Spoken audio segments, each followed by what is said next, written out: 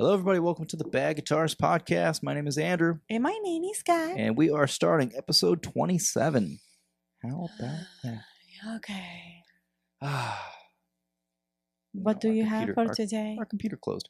Some stuff, some things. You always say we have some stuff, and then here's the thing. You always say that it's going to be like really short because you don't have a lot to talk about. Yeah. And then we're talking about shit for like 1 hour, 2 hours, and then you consider that to be short. When what I consider to be short is just like 30, 40 minutes. Yeah. Well, we'll try to keep this one short. Okay. All right. Have we already covered this one? The Kitty Caster Meerkat? I know it's not like a brand new pedal, but have we? I don't remember. I remember they were doing a giveaway. I know that I talked to you about this one or sent it to you a couple weeks back because they were doing a giveaway on it. Okay. I don't happen to remember that. If the Meerkat wide range boost. If you look at that, it's pretty cool on the inside. I don't remember that. Okay. Wide range boost is Kitty Caster's modern evolution of the iconic Rangemaster treble booster, a secret weapon of the 70s British rock legends like Tony Iommi, Brian May, Judas Priest, and T-Rex. I feel like we did cover this. Okay. So it's a modified Rangemaster. It looks cool. It's got that cool folded what is that? I'm assuming aluminum. Enclosures. $179. That's not bad. Pretty cool. These are made, I believe, in Oregon. Yeah. There is almost towards the bottom. Oh, yeah. Handcrafted in Portland, Oregon, and built with premium components, the Meerkat Wide Range Boost offers timeless tone with modern flexibility, making it an essential tool for your sonic arsenal. Nice. See, I kept it short. That one. What else do you have? I've been trying to find more information on this one. I might have to bust out my phone real quick. Who's that? Thorpe Effects. Okay. It looks like they've teamed up with a company called Rose Morris.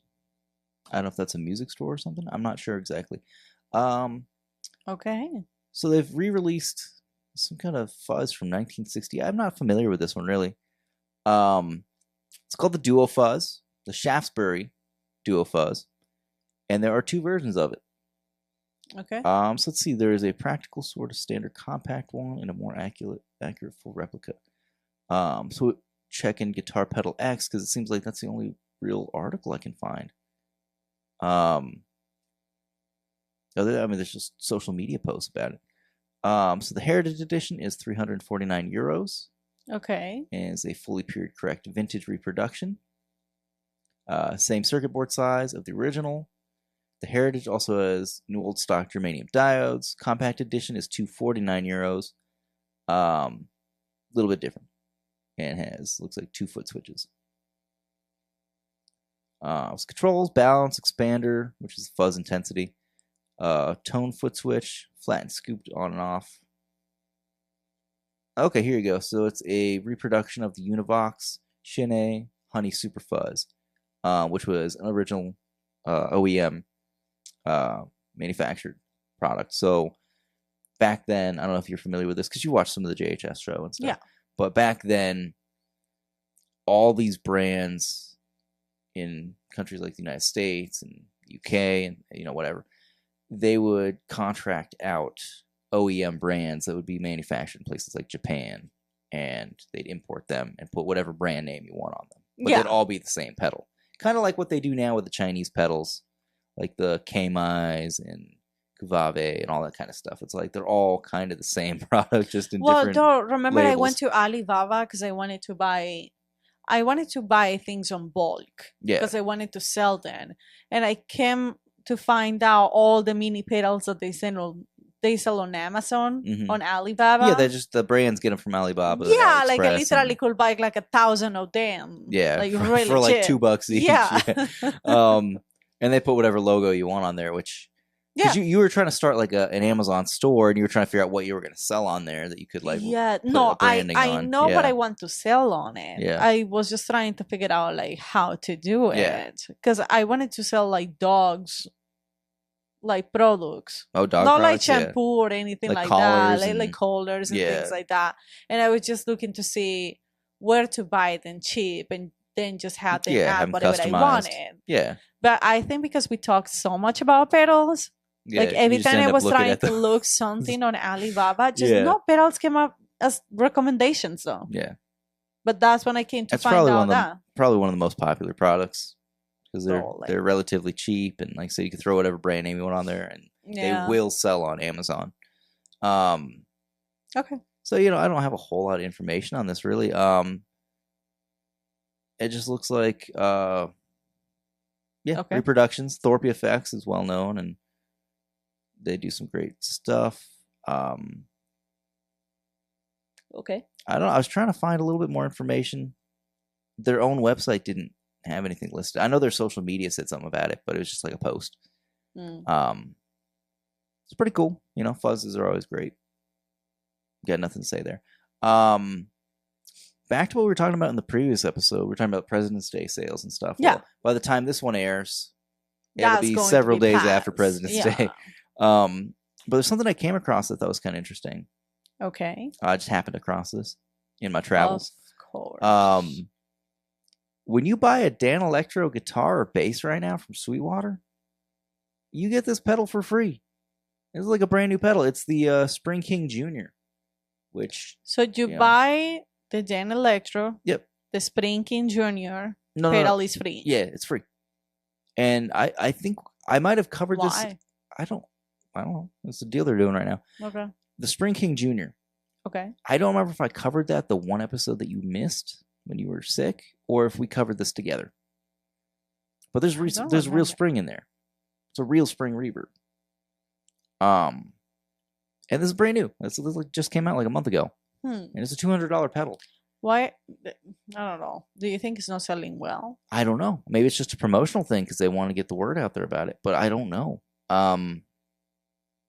It doesn't say. I mean, it might not be selling as well as they expected. But look at this. A $459 Danelectro, you're still getting that pedal free. So I don't know where they're making any money on that. That might be the cheapest model. Wow. Okay. But yeah, Danelectro makes some cool stuff. Years ago, when I got my Jaguar back in like 2010, I almost got a Danelectro instead. That one that you just passed looks insane. Which one? On that corner. Just tell me. Stop. Wait, up here? Yep. The Longhorn bass? Yeah. That looks insane. Yeah, that's an insane looking bass. Longhorn bass. To me, those do not feel comfortable to play. The shape. I don't know. I never seen a guitar looking like that. Let's see what else they got right now, because I don't think they still make the model that Okay. I almost ended up with. I like the baby sitar. That thing's cool. They got a resonator model now. My old roommate Rex, when we were still in high school age, Okay. before we were roommates, he had this one, but that's a baritone. Never mind. He had like the standard model of this. Okay. It was this color. So essentially this guitar, but this shape. The 59, I guess. Is that the model name? It was the 59, but it was the single cutaway in blue. But their guitars, they feel a little weird. Okay, so this one, the 57. It was like one of these, but it had like a vibrato on it. It doesn't look like they still make it. This is the closest I can find. It wasn't this exact model, though, but they were really funky. They felt weird. The weight was strange on them. But I almost ended up with one of those instead of my Jaguar. So I think I made the right decision there. The necks were really wide, too. I like a nice narrow neck. But yeah, it looks like any single one of their guitar models that you buy for the next limited time. It doesn't say, does it? No. Yeah, you get that free pedal. I think it's worth it. I mean, if you're into Danelectro, if you're willing to give them a shot, you got, $600 laying around. I'd recommend it. Just get that pedal. It pays for itself. I guess. I guess. So that's all I had for that one. Okay. This is kind of funny. Again, we're trying to cover all guitar related news moving forward. We're not Yeah. trying to, that's the purpose of us splitting up the episodes and stuff. Yeah, to have time to talk Yeah. about more So it's not stuff. just gear, but it's other, guitar community news. Okay. Billy Corgan of the Smashing Pumpkins recently debuted a new podcast. It's like an interview show that he does. I've caught the first episode after it came out because I was just really interested because of who the guest was. And then he just put out another one 3 days ago. And this is no disrespect to Billy Corgan at all. We don't know the guy. We've never met him. No. But it's well known in the music community that he's not the most pleasant person to work with. That really? Again, I don't want to get sued or anything for defamation, but they say he can be a bit of a jerk. Okay. I don't know. In every interview that I see with him, he seems like he's a nice enough guy. It doesn't seem... I don't know, though. I don't know enough about him personally. But what do you perceive from the interview? Like, was he nice? I guess the more accurate word is like, he seems like a nice guy, but also like, to some extent, pretentious. Maybe like full of himself a little bit. Which I feel like when you're that successful of a musician, maybe you might feel like you have a right to be.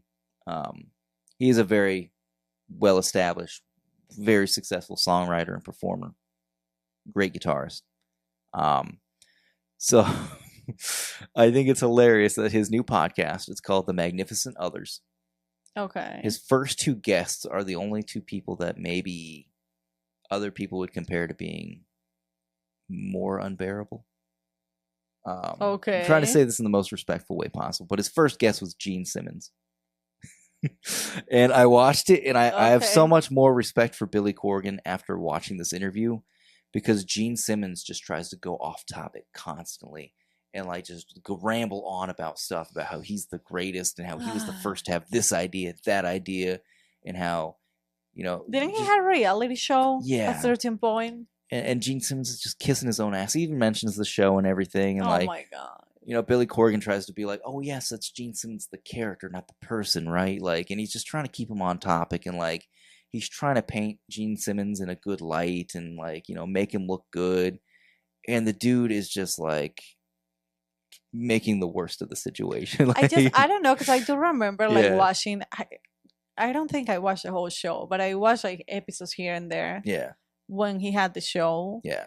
And I don't recall him being really nice. No, he thinks he's like the greatest person in the world. Yeah, I think so, yeah. And that's another thing that's well known about Gene Simmons, is that he's not a nice guy. That the whole band Kiss is a brand. It's a marketable product. It's not about the music, It's, yeah. And I've made this joke for a long time that like he never learned how to play bass. And that there's somebody backstage actually playing, but no, he knows he's a musician. But like, it's just he's a terrible person. But it's just funny that Billy Corgan, tries to keep him on topic through the whole interview, and it's an hour and 24 minutes long. Oh, and I feel so bad for this guy, because like, this is the first episode of his show, and the set that they do it on looks beautiful. Really? It's a nice setting where they're in like nice lounge chairs and like sitting across from each other, and his guest is just being a shithead. So I like I said, I have respect for Billy Corgan after watching this, because he's actually a really good interviewer. Really? Like, he is. I will have to watch that. Yeah, and he asks really smart questions, and I really liked the show. I think his guests are terrible though. Because it seems like the second guest was Tom Morello. Yeah, and Tom Morello is known for just being a one-trick pony with his Digitech whammy pedal and the like, it's just, he's also full of himself from what I can tell. But Billy Corgan is asking questions, and like Tom Morello's just like, yeah. Uh-huh. Yeah. Mm-hmm. And it's just like, man, come on, like, play along with the questions and like tell something meaningful. And I don't know, there wasn't enough of like bouncing ideas off of each other. What is really interesting about that episode, though, is like they grew up near each other without having known each other. And Tom Morello's roommate was Adam Jones of the band Tool. So like all three of these guys from like the same neighborhood, essentially, like all grew up to be huge rock stars. So I really think this show is worth watching or listening to. Yeah. And I've never personally disliked Billy Corgan or his music or anything. That's one of the things that got me into guitar was the first two Smashing Pumpkins albums, or the first three really. But like the album Gish, I think is still one of my favorite albums ever. That was their very first album, and it sounds different from anything else they ever did afterwards. So I just recommend people check that out. We had to watch that together. Yeah. Give it a shot. I didn't finish the Tom Morello one, so yeah, we could watch both of those. Okay. I just hope he gets like some cooler guests. I don't know. Just This is on YouTube, right? yeah. Wait, there's cool shows on YouTube. I think people doesn't give enough credit to YouTube. Yeah. There's like cool shows on YouTube though. Yeah. Really. I mean, we can give this one a shot. Yeah. And like he wears suits to interview these people, you know, like he dresses nicely to, you know. Oh my gosh, Andrew. Yeah. Lady Gaga was on Hot Ones. Oh. Oh my gosh. Yeah, we had to watch that shit. Yeah. Talking about YouTube shows. Hot Ones is a good one. Yeah, I do like Hot Ones. Here's What else do you have? Let's go on. Okay. So this isn't brand new. Maybe this was at NAMM. I don't know. Okay. I guess the news dropped a few days ago, but I just saw it today. The brand Cort. They are dropping what they're calling the Essence series of acoustic guitars. Okay. So it says torrified solid sick to spruce tops, mahogany necks, back and sides, and Fishman, I don't know what this word is, Praises VTEQ system. If you guys know in the comments what that is, let us know. Because we don't really know acoustic pickups. I know Fishman is the brand, but like I don't know the different ones that they have. Which actually your Yamaha might have a Fishman set up in it. I don't even know. We haven't taken that out of the case in a while. I know. These guitars I'm scared to actually with our acoustic guitars. I'm scared to open those cases right now because the winter has been pretty rough on our guitars. Hoping the casings were enough, but we don't have humidifiers in there. Yeah. So I'm a little worried that those might need to have some work done. Anyway, so these are designed to deliver quality tone and playability at an affordable price point. Okay. So Cort, I have a feeling these are going to be really good guitars. Because they are the OEM company that manufactures for Fender, for like all the Squiers and stuff, and they're Indonesian Fenders. They do the PRS guitars. They do a whole bunch of different brands. So they make high quality instruments in Indonesia. And I'm assuming these are made out of the Indonesian Cortec factory as well. I mean, it's the name of the company, Cortec. These look nice. I want to see some pricing on them and see. I was going to see how much is that. Let's see. So there's the Essence GA4 is their Grand Auditorium version. Okay. Wider than a Dreadnought. What's the price on this thing? I don't see a price listed. OM4 features a shallower body. Where are the prices? Dude, you don't see anything, I don't see a price. That's so strange. You might have to check that online. You think there'd be a link just directly to their website from here? No. Let's check. Cort Guitars. Let's check their exact website here. Oh yeah, it says on their own website. It says he dropped on the 11th. When I was in high school, my classmate Jeffrey, he had a Cort Electric. It was like a Strat copy. And that was a really good guitar for him having bought it for like $100 at a pawn shop. But at the time, I was like, what the hell is Cort? Like, what is this generic crap? But no, I didn't realize they're the company that's been making all these products for other companies for years. Which I think Cort Tech, I believe, also currently own Digitech. I think they were the most recent company to buy Digitech. These look really nice. Scroll down. Let's see if it has a price somewhere. Yeah. Let's talk about the models just real quick too. Like Okay. the GA4 is the Grand Auditorium. The Essence OC4 is the orchestra model. Is that the only two models that just have different colors? Oh yeah. Yeah. Okay, let's see what the OC4. Oh, buy now. That's what we're looking for. Maybe no. Only on Reverb? That can't be right. Maybe it's 502 plus 120 shipping. That's shipping from 120 Malaysia. That's shipping from Malaysia though. So it looks like they're not available in America yet. So if that one's 502, I imagine the other one's probably plus 120 shipping. Keep that in mind. Yeah. Okay. So let's check the other color or the other model, the GA4. Okay. I'm scared. It's gonna be 502. 502. Okay, Yeah. so the other $500. Which we could be wrong. We're just not diving super deep into like we're not going to go to their website look for like with the dealers and stuff near us. But that seems like a good price for those guitars, $500. Yeah, but plus the 120 cheap, Which that's 600. that's only if you're buying it on Reverb. I don't know. It's hard to buy and sell on Reverb these days because they take their cut from everybody, dealers included. Yeah. Which actually, I think it was the most recent Know Your Gear podcast that came out yesterday from Philip McKnight. Listen to it today. He would recommend it if you're going to buy something on Reverb, look into the shop that's selling it. If it's like a mom and pop shop, look up that store and then call them and just make a deal with them over the phone instead of doing Reverb.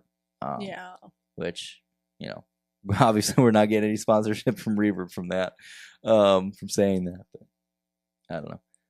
Just a couple more things here. Okay, what else do you have? Johnny Marr has partnered with Gibson to do some charity work. Oh, nice. So do you know Johnny Marr? Are you familiar with the name?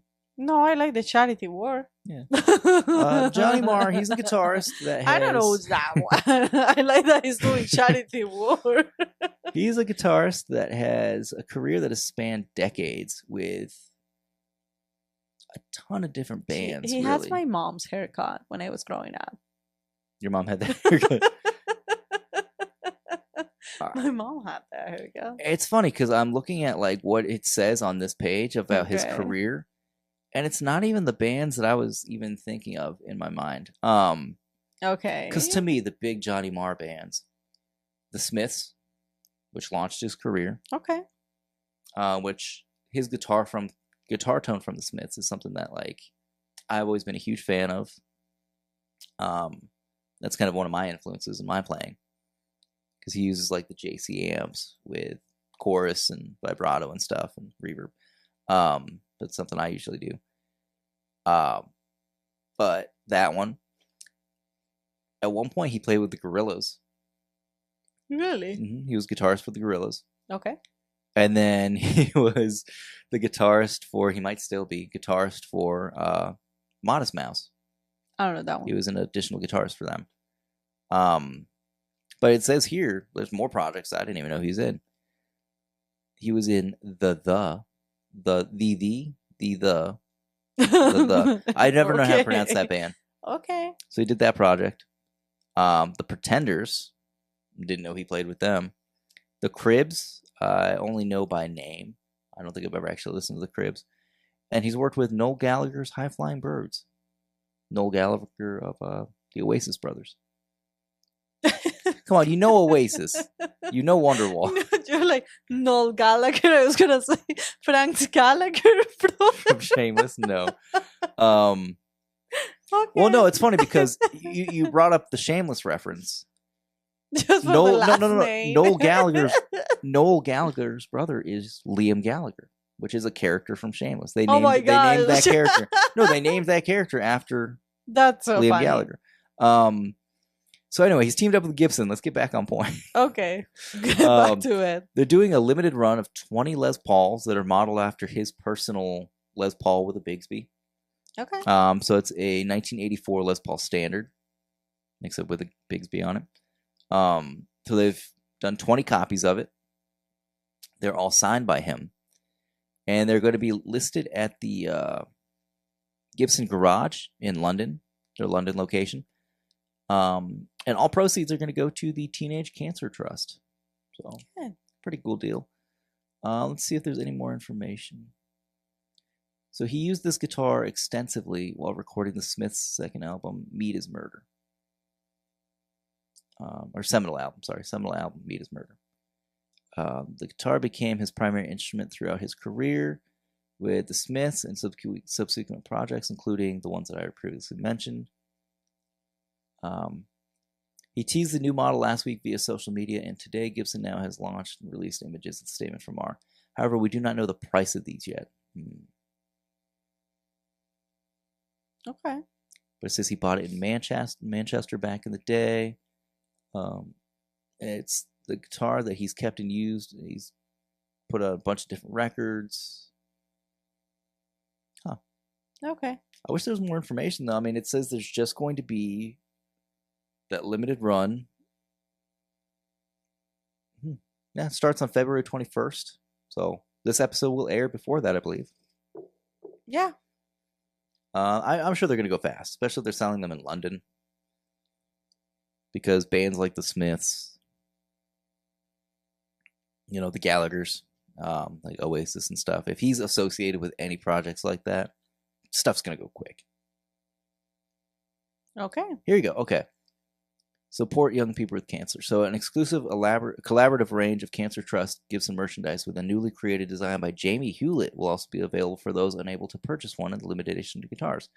So that's cool. Jamie Hewlett is the artist behind the Gorillaz. He created all the characters and everything, all the videos, graphic design. You're familiar with all that stuff, right? Yeah. Yeah. So I'm not that stupid. I know some bands. Yeah. So Jamie Hewlett, yeah, he's partners with Damon Albarn on the Gorillaz. So pretty cool. Like I said, I'm a big Johnny Marr fan, but I can't afford one of these. Can't even afford his Jaguar is really expensive too. But it looks really cool. Okay. Let's look it up real quick. Oh my gosh. You're gonna look it up and it's just gonna remind us of how poor we are. Oh, I'm adding it to the cart. No, $2,500. Jesus Christ. $2,550. Back ordered right now. It looks really nice. Metallic copper. Does it have the American flag on it? Or is that just part of the guitar? Or is it just a That's sticker? what I'm asking. I don't think that's part of the guitar. I think it's a made in America guitar. Okay. I think that's what that's supposed to be. Oh, okay. Yeah, it's just a Fender made in the USA. I was gonna say, does it come like that? No. He's a British guitarist. This is like the second version, at least, that I know of the Johnny Marr. Years ago, when I was working at a restaurant. Well, I've worked at many restaurants, but years ago, when I was working at a restaurant, one of the servers, I didn't even know played guitar. He knew I played guitar. They actually hired me to play a gig at the restaurant once. I don't know if I told you about that. Me and my brother Mike played the patio. You told me about that. And after that, one of the servers came up to me, like a week or so later, next week, and he's like, "Hey man, like I play guitar too." And I'm like, "Oh cool." And he's like, "I just got the Johnny Marr Jaguar," and I'm like, "Really?" Now this kid was like 16 or 17. He was, damn. I don't know if he was a server. Probably wasn't old enough to. At this particular restaurant, if you got alcohol, they served it to you at the register when you paid. This is like a fast casual concept. So you pay at the register, they give you your number, and they bring your stuff to you. But if you were getting alcohol, somebody that was, old enough to serve it would give it to you right there at the register, and you take it to your table. Okay. So I think as a server, he was just running food to the tables and refilling their waters and stuff. So you were surprised because he was a server buying. Well, no, I was surprised because he was a kid. He was like 17 or 18. I think he was still in high school. And at the time, I was like struggling to pay my rent. I'm like, this kid's got a Johnny Marr. Like I got to sell my guitars to eat this week. Because I was in my early 20s. And, I had more music equipment than a kid my age probably needed to have. I think I was probably like 20 at the time, living alone and, spending all my extra money on music equipment while my fridge was empty. But yeah, $2,500. I would like to say that you had changed since then, but I Well, I mean, don't we live had alone things on the anymore. bridge. We had things just to Yeah. clarify, but No, he no, hasn't no. stopped buying things. Yeah, but that's always like that comes last. You know, other things. All the priorities have to be taken care of. I like the white personally. I like the white guitar. Okay. That one's also back ordered. Oh, you can like it. No, that's fine. I No, mean, it looks gorgeous. This isn't right now. If I were to get another guitar, we go back to like those Squire Affinity Jaguars or something. Okay. I'd get another J Mascis since I sold mine. I'm a J Mascis Jazz Master. Okay. I don't want to say I'm disappointed, but I'm not totally thrilled with Fender. You're disappointed. No, it has nothing to do with that standard series. I don't care about that either way. Like, I don't think those are bad guitars like people keep hating on them online. I think they're decent guitars. They're just overpriced. Again, we've been over this a million times, but it keeps popping up all over the internet. I don't have a big problem with that.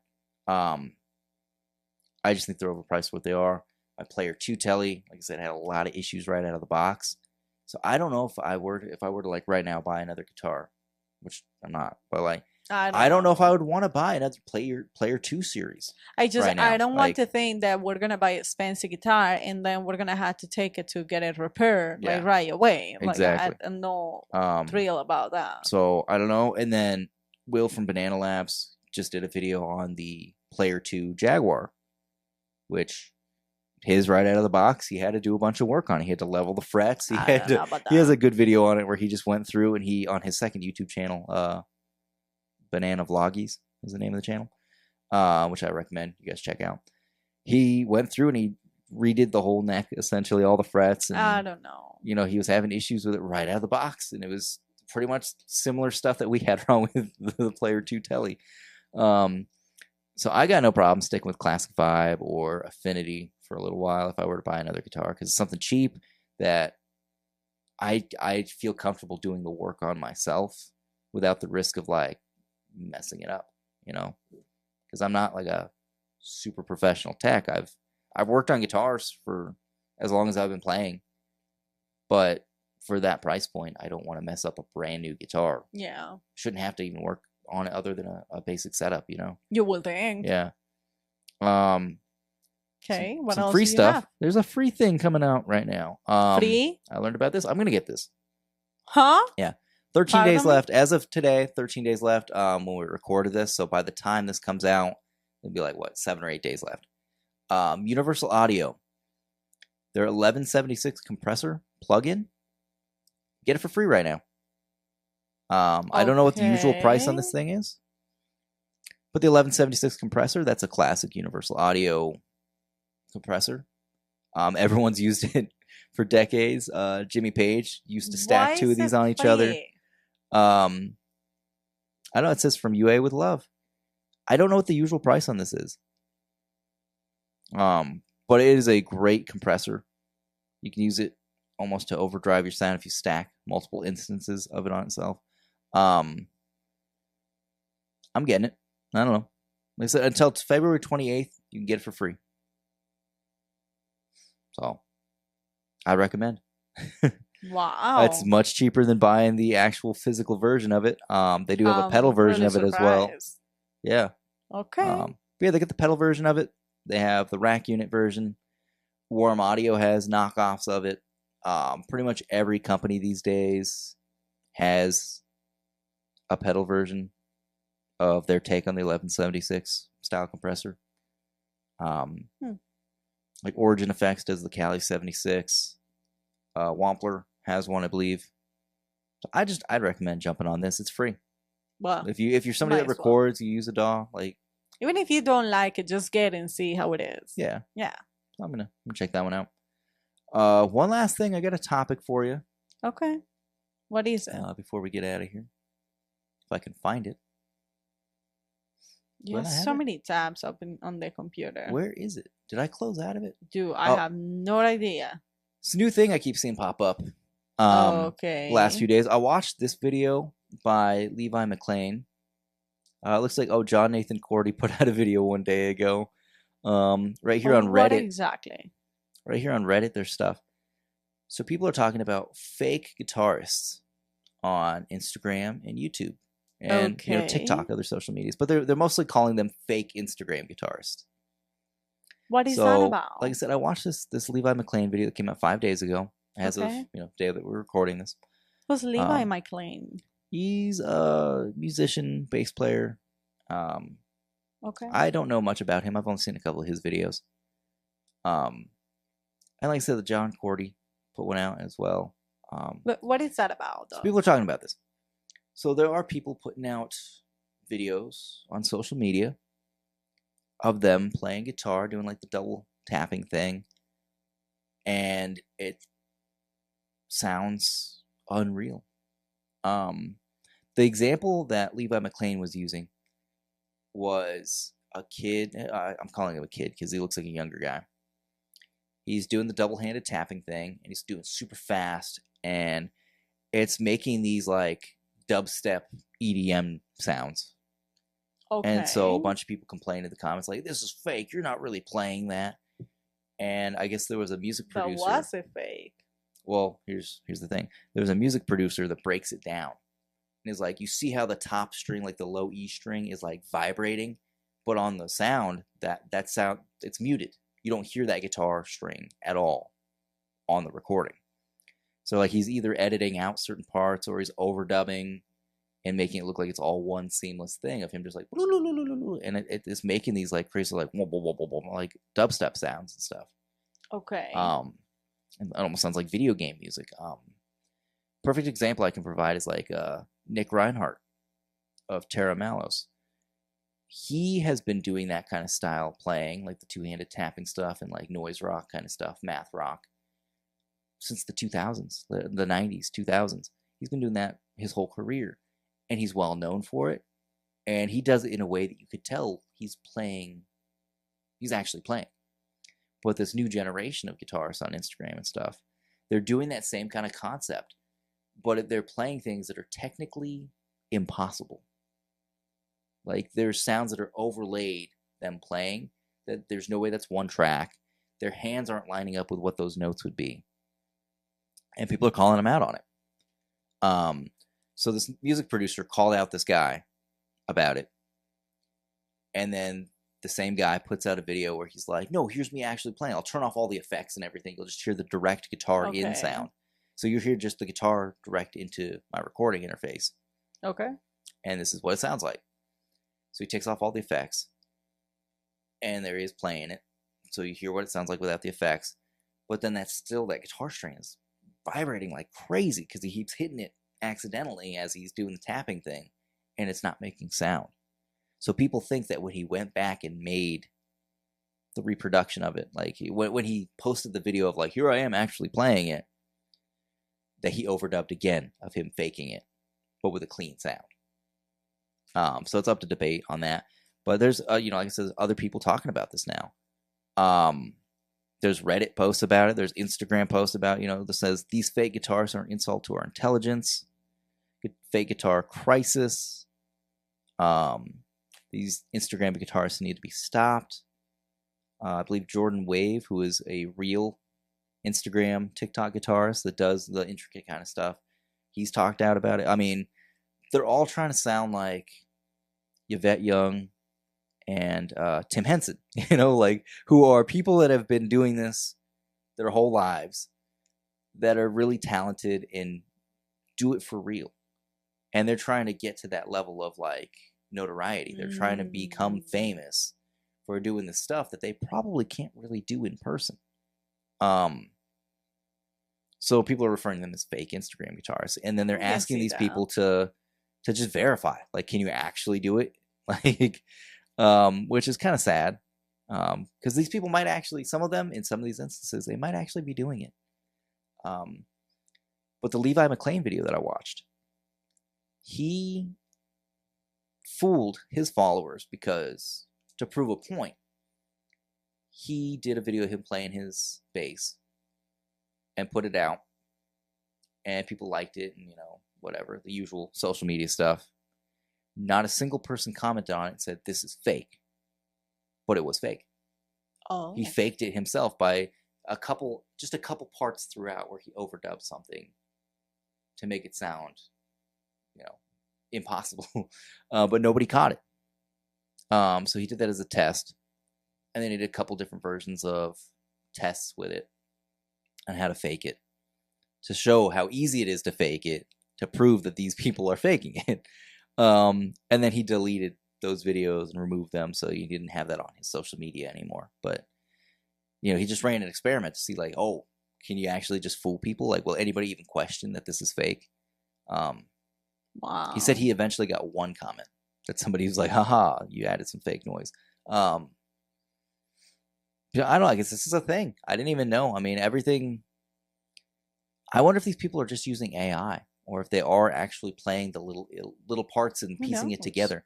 Because you remember that an example that he used, and it was that show that we watched with David Letterman. I don't remember what it's called. The one on Netflix where he does the interviews with My people. next guest? Yeah. The one with Billie Eilish. And her brother, where Phineas took her voice. Oh, yeah. And it was like 80 different takes, and that's how you get one vocal track, is it's just one little phrase at a time, and he pieced together the best sounding ones. Yeah. That could be what these people are doing.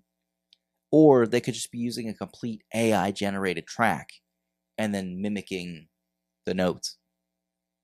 So I just thought that was something interesting for us to like end on, is like, what are the ethics of this? I mean, technically they're the owner of that product if that's what they're putting out. I mean, as long as it's not like some completely AI thing, but like, if they're faking it, but that sound is still coming from somewhere. Like, somebody still made that. Here's my thing. Is it fair for people to be fooled and in their minds know that they are never going to get to that level, but that level is just completely fake? Like, is it fair for people to create fake expectations? Right. See, I feel like you need to have something. I think you need to be real, though, in your video that just shows you layering the tracks. Being like, hey, I had to add in a couple notes here and there. I had to add in a little bit of this and this. Like, I had to, because it's impossible to do 6 notes at the same time. Like, I don't know. Like I said, I didn't even know this was even they're calling it a crisis. They're calling it a catastrophe. I just don't like to create fake expectations for people. Yeah. It's like, we have always been really honest on this channel with everything that we talk about, like music equipment or how difficult it is to start a business. We're not here selling this fantasy of, oh my gosh, this is so easy. No, you had to have a second job, a third job. And it doesn't give you money. So it's like, these people is creating the fake expectation for older young generations of, oh, I have to sound this way. But if it's fake, like, what are you doing though? I mean, I guess the whole fake it until you make it concept. I don't know. I mean, like, we even call this podcast and this YouTube channel like the bad guitars, because hey, if we play a little bit better than bad, then we've beat your expectations. But we're keeping the expectations low. Like, we don't want keeping the bar really low. Yeah. But I don't know. I mean, these kids today, though, they really do play more intricately. They play better at a younger age. Like, they're progressing faster because they have access to things like YouTube that, like, when I first started playing, YouTube was brand new. And there was not a whole lot out there as far as lessons. It was a year or two before, like, Marty Schwartz caught on and, like, things like that. Like, there weren't a whole lot of resources other than guitar tabs. And that doesn't teach you how to play with feeling. That just teach you what the notes are. So you could be playing it completely wrong. Even though you're playing the right notes, you could be playing it completely wrong. So that was, like, the main resource when I was growing up. Which makes me feel old. But now you have, people giving like 5-second lessons on TikTok and like, there's just more access to things that I didn't have. Which I still learn how to play guitar from YouTube videos. When I want to learn a new technique or something, I just look up a YouTube video. And now you can get like things like TrueFire, which you could get like lessons that are taught by real professional guitarists and stuff. So there's so many resources out there that, like, if I had those 20 years ago, 15 years ago, I'd probably be better so today. You're saying that that might not be fake. In some instances, I mean, we all know Tim Henson is playing that guitar. Oh, God. We know Yvette Young is playing that guitar. Nick Reinhardt is playing that guitar. Like, they are not faking it. They're using effects, which people could even argue that using effects at all is cheating. Which I'm sure there are people that, you know, that's always that argument too with like a lot of older people or like blues guitarists where it's like, oh, it's in your hands. Like, it's not, you know, I just plug directly into the amp, which there's nothing wrong with that, but like, you're limited on what you can really do with that. So I don't know. It's I guess it's up for debate still. Yeah. Because now it's all over the internet. People giving their opinions on it. Or maybe it's just a buzzword thing of the week that people are like, oh, let's talk about fake guitarists this week. Maybe it's not a real thing at all. But yeah, some of these kids that I've seen, like, they look like they're not really playing. Okay. I don't know. So I don't know. Let us know in the comments what you think about that. Like, is it similar to the whole AI situation? You know, I mean, like I was talking about me singing. Yeah, the AI singing, where you just put your voice into it and it spits back out. Beautiful. It spits back out an imitation of your voice, but yeah. I mean, which you can do that with guitar too now. Like, you can type in keywords of I want it to sound like this guy. I want these effects. Whatever it gives you back, you can plug that into your recording software. Edit it, chop it up. Make it your own essentially, but you're not really playing it, and then mimic yourself, you know, miming the guitar. Yeah. Who knows? I don't know. But I don't know. You want to wrap it up? Yeah. Okay. Yeah, as usual, you know, if you want to like and subscribe, I think we fluctuated for a little while on subscribers. That's fine. It's always hit or miss. The last couple episodes, you know, we did just switch to this new format less than 3 weeks ago, where we're doing 2 episodes per week. And I don't think people have really caught on to it yet. I don't think they know that we're doing it. But I just think at the end of the day, it doesn't work. That's totally fine. We can just always get back to the old one. That's fine. But if you want to support this episode and this show, I just recommend go back to the last like 3 or 4. Oh, dude, you're asking for a lot. You're asking for a lot. You know, that's a lot of time of people's lives. Yeah. You know, you're not obligated to if you want to like and subscribe and all that good stuff. Yeah, we're not trying to like do it, pressure people like a car salesman or anything. God, no. We appreciate any time anybody clicks, leaves a comment. We really do. Yeah. As long as you don't go back to that one video and just talk crap about, I can't believe you guys are eating ice cream. Ben and Jerry's. Who are you? I don't know. That guy was insane about getting angry about the Ben and Jerry's. I grow up. We did get another comment on that video just today where somebody's like, Cherry Garcia. I was like, yeah. So we're getting support on the ice cream too. So who cares? Cool. Yeah. I just stop eating ice cream because people is just being hateful on ice cream. You know what? I don't have any problems. No matter what, if somebody comments, that helps us. Whether it's hate, whatever, or they like whatever. us, it just helps us build the channel. Well, and we appreciate it. But thank you, though. Yeah, well, we'll catch you guys next week. We got some new stuff coming out soon. I go on vacation from work for 2 full weeks after this upcoming week. So by the time this episode airs, actually, I only got like 3 more days. Yeah. Then I'll be on vacation 2 weeks. So I'll do a bunch of pedal videos and some other projects. Yeah. And, you know, I want to do a new theme song for us. My brother has been working on some different logo ideas for us. So he has some cool ideas. Yeah, so we'll see if we can change it up a little bit. Just, you know, we're a little late to the game for 2025, but we wanted to start this year with, you know, a better theme song and all that stuff. So we'll see how it works out. Okay. Bye. Yeah. You say more goodbyes than more goodbyes, you know. Goodbye. Whatever. All right, we'll see you next time.